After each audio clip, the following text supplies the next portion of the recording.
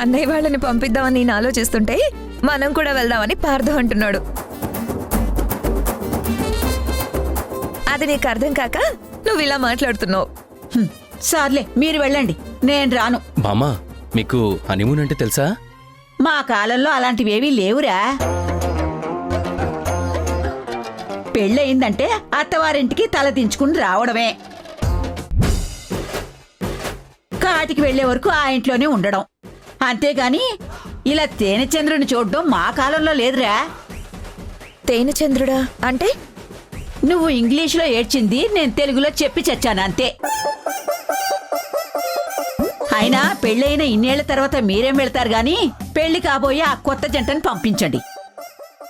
ఇంతకీ నాతో ఏదో మాట్లాడాలని వచ్చారన్నారు. ఏంటి విషయం బామ్మగారు? అయ్యో, ఈ మాటల్లో పడి అసలు విషయం ఏంటో మర్చిపోయాను. గుర్తొచ్చినప్పుడు మళ్ళీ వచ్చి చెప్తానులే.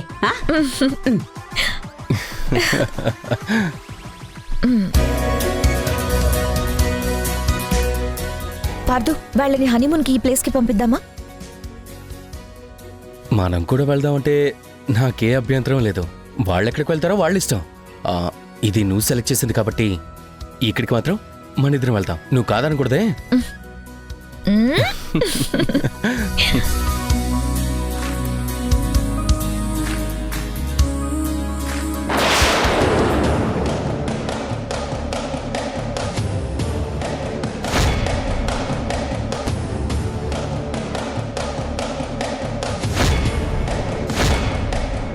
నీలాంటిది నా కడుపున పుట్టింది అంటే నా మీద నాకే అసహ్యం వేస్తుంది.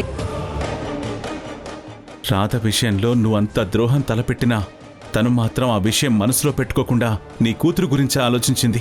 అది రాదంటే. ఏం సాధించావే నువ్వు?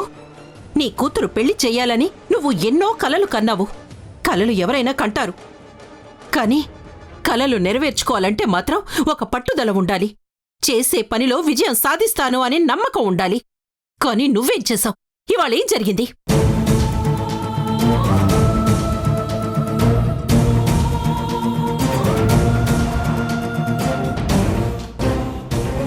ఏంటి, నీక్కూడా నా మీద కోపంగా ఉందా? మీ అమ్మ ఏమీ చెయ్యలేకపోతుందని నన్ను తిట్టాలనిపిస్తోందా?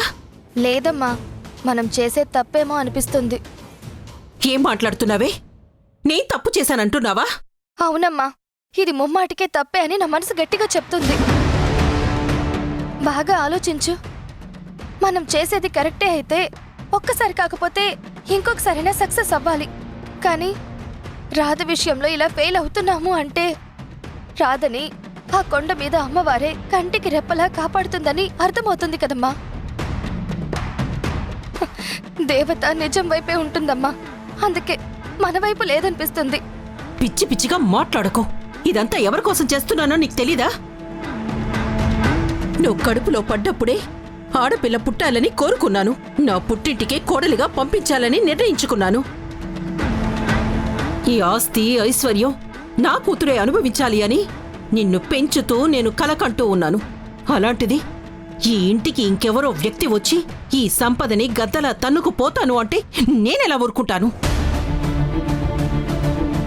నీకు అన్యాయం జరుగుతుంది అంటే నేనెలా తట్టుకుంటాను? అందుకే ఏం చేసైనా సరే నీకు మీ మామయ్యకి పెళ్లి చేయాలని పంతం పట్టాను. అది తప్పెలా అవుతుంది? అమ్మవారికి నా మీద కోపం ఎందుకు వస్తుంది? ఆ జగన్మాత కూడా అమ్మే. ఆవిడ జగత్తు గురించి ఆలోచిస్తే నేను జన్మనిచ్చిన మనిషి గురించి ఆలోచిస్తున్నాను. తల్లిగా నీ మమకారం కరెక్టే కావచ్చమ్మా, కానీ పరిస్థితులు మనకెదురు తిరుగుతున్నాయి అన్నప్పుడే నా రాత ఏంటో నాకు అర్థమయ్యింది. ఆ దేవత రాసిన రాతని నువ్వెలా చెరపగలవమ్మా? మార్చి ఇంకెలా రాస్తావు? ఇది ఇక్కడితో వదిలే అమ్మా. కనీసం రాధా మావయ్య అయినా సంతోషంగా ఉంటారు. పిచ్చిదాన్లో మాట్లాడకు. అయినా నువ్వు అమాయకురాలివి. ఈ ఇంట్లో ఉంటే నాకు ధైర్యంగా ఉంటుంది. నా తమ్ముడు భార్యగా ఉంటే నీ జీవితం బాగుంటుంది. పొరపాటున కూడా నువ్వు ఇంకో ఆలోచన బయటికి రానివ్వకు. ఆలోచనలు మాత్రమే మిగులుతున్నాయమ్మా, ఆచరణ ఏం కనిపించట్లేదు. చూడు సత్య, ఇన్ని రోజులు మా అమ్మకు తెలియకుండా ఏదైనా చేసి ఆమె నోటి నుండి మీ ఇద్దరికీ పెళ్లి చేద్దామన్నమాట తీసుకురావాలని ప్రయత్నించాను. కానీ అందులో నేను ఫెయిల్ అయ్యాను. అందుకే నేనొక నిర్ణయానికొచ్చాను. ఏంటమ్మా అది? ఈ ముసుగులో గుద్దులాట అనవసరం. నేనే వెళ్ళి మీ అమ్మమ్మతో మాట్లాడతాను. మురారికి నా కూతురికి పెళ్లి చెయ్యమ్మా అని అడుగుతాను. వాళ్ళిద్దరూ నీ కళ్ల ముందే సంతోషంగా ఉంటారని మా అమ్మకి అర్థమయ్యేలా నేను చెప్తాను. రేపే ఈ కథకి ముగింపు పలుకుతాను. అలా జరుగుతుంది అనుకుంటున్నావా అమ్మా? అమ్మమ్మ ముందు అసలు నువ్వు మాట్లాడగలవని భావిస్తున్నావా? నా కూతురివి కాబట్టి నీ మీద నాకు ఇంత మమకారం ఉంది. నేను మా అమ్మకి కూతుర్నే కదా, మరి మా అమ్మకు కూడా నా మీద అంతే మమకారం ఉండాలి కదా. నేను ఈ మాట అడిగితే తను ఆలోచిస్తుందన్న నమ్మకం నాకుంది. ఎందుకైనా మంచిది, బాగా ఆలోచించుకోమ్మా. ఇంకా ఇందులో ఆలోచించుకోవడానికేమీ లేదు. రేపు ఉదయమే ఈ విషయం మా అమ్మతో మాట్లాడతాను.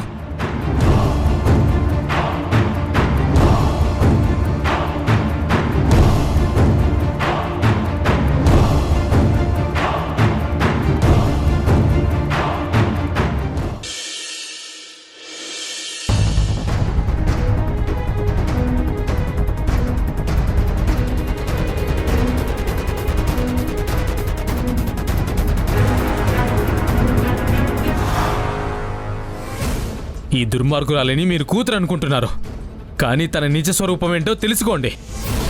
నాకు అన్ని సాక్ష్యాలు దొరికాయి. వాటికి సంబంధించి అన్ని ఏర్పాట్లు చేశాను. నేనిప్పుడు మారిపోయినా ఒకప్పటి నా గతం మాత్రం నన్ను వెంటాడుతోంది. నా మార్పుని అందరూ గౌరవిస్తున్నారు. నన్ను ద్వేషించవలసిన మనుషులు కూడా ఈ రోజు నన్ను ప్రాణం కన్నా ఎక్కువగా చూసుకుంటున్నారు. కానీ అజయ్ రూపంలో నన్ను ఒక నీడ వెంటాడుతోంది. అజయ్ కళ్ళల్లో నా మీద కోపం కనిపిస్తోంది.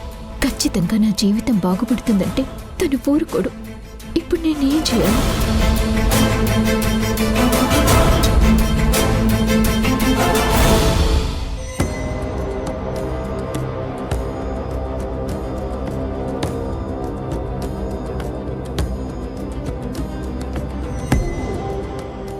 నువ్వు మా ఇంటి మనిషివి కానంత వరకు నీ గురించి ఎవరెవరో ఏదేదో చెప్తారు.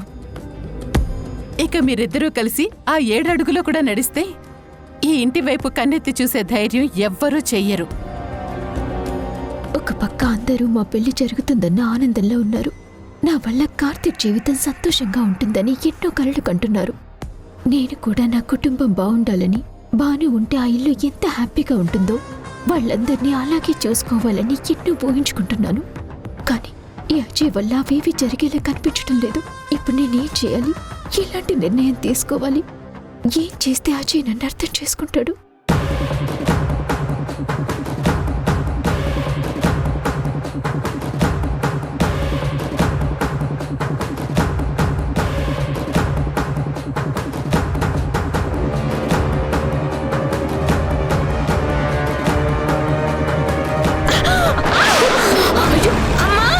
స్నేహ, అయ్యో అమ్మ స్నేహ, అయ్యో అమ్మా,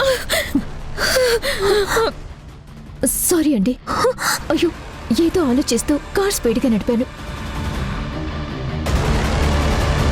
మీకే దెబ్బలు? ఏంటమ్మా, యాక్సిడెంటా? మనుషుల్ని తొక్కించేస్తారా? అది కదండి, చూసుకోలేదు అని చెప్తున్నాను కదా. ఇలాంటి వాళ్ళని ఊరికే వదిలేయకండి, పోలీస్ కంప్లైంట్ ఇవ్వండి.